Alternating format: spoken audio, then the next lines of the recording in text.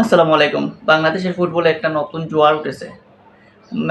হামজা চৌধুরী আসার পর থেকে বাংলাদেশ ফুটবলের নতুন একটা ধারা পেয়েছে এবং সেখানে ফুটবল ফ্যানদের এত আগ্রহ বোঝা যাচ্ছে যে আসলে ফুটবলের নতুন একটা রূপ দেখাচ্ছে বাংলাদেশ। আর সেই নতুন রূপের যখন জয়গান হচ্ছে, যখন নতুন ফুটবলের একটা আশা দেখাচ্ছে তখন বাংলাদেশের সাবেক ফুটবলার শেখ মোহাম্মদ আসলাম এবং আলফাজ আহমেদের একটা কথা কিছুটা হলেও মন ক্ষুণ্ণ হয়েছে মানুষের। আলফাজ এবং শেখ আসলাম তাদের মতামত প্রবাসী ফুটবলারদেরকে নিয়ে এসে নাকি বাংলাদেশের ফুটবলটাকে আরও নষ্ট করা হচ্ছে। তাহলে এতদিন যখন প্রবাসী ফুটবলাররা ছিল না তখন বাংলাদেশের ফুটবল কোথায় ছিল?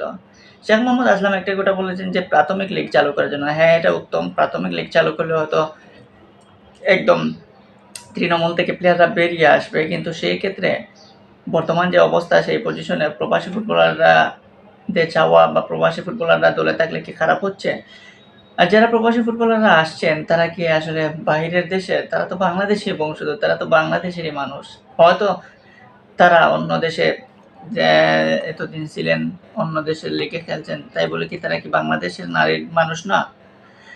মোহাম্মদ আলফাজের যে কথা, আলফাজ আহমেদ বাংলাদেশের ফুটবলে অনেক কিছু দিয়েছেন হয়তো তিনি, কিন্তু তার কথাটা আসলে সবচেয়ে বেশি খারাপ লাগলো যে এইরকম বিদেশি ফুটবলারদের প্রতি আগ্রহের ফলে নাকি আমাদের ফুটবল নষ্ট হয়ে যাচ্ছে। নাবিব নেওয়াজ জীবন কিছুদিন আগে একটা কথা বলেছিলেন যে বাংলাদেশের ফুটবলে প্রবাসীরা এসে যারা আসছেন ওনাকে নাকি বলে ঠিকঠাক শটও মারতে পারেন না।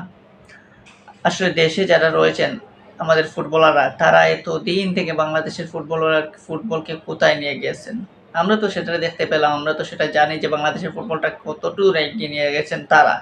এখন যারা হামজা চৌধুরীর কল্যাণে যারা বিভিন্ন দেশ থেকে আরো প্লেয়াররা বাংলাদেশে এড হতে যাচ্ছে তারা বাংলাদেশি বংশোদ্ভূত, যেমন ইতালির ফাহমিদুল, আমরা দেখেছি তারেক কাজীর মতো প্লেয়াররা, জামাল ভুঁইয়ারা বাংলাদেশের ফুটবলে খারাপ খেলে নাই। তারেক কাজী, জামাল ভুঁইয়াদের পারফরম্যান্স যদি দেখেন আমাদের তথাকথিত যারা প্লেয়াররা ছিলেন তাদের চেয়ে ভালো পারফরম্যান্স করেছে বাংলাদেশের জাতীয় দলের হয়ে।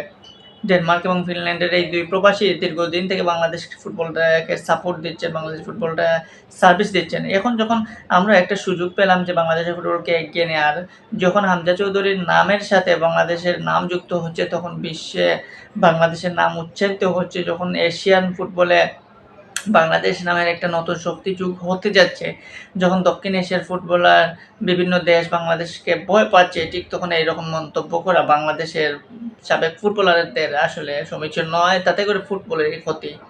যত প্রবাসী ফুটবলাররা আসতেছে বাংলাদেশের হয়ে খেলতে তারা সবাই বাংলাদেশী এবং তাদের স্কিল দেখেন, তাদের পারফরম্যান্স দেখেন, তারপর না হয় কথা বলুন। তাদের যারা জামাল ভুঁইয়া কিংবা তারেক কাজী যারা খেলতেছেন এতদিন থেকে বা এখন আসতেছেন, হামজা, ফাহমিদুল, এদের পারফরম্যান্স দেখেন, তারা কি খারাপ?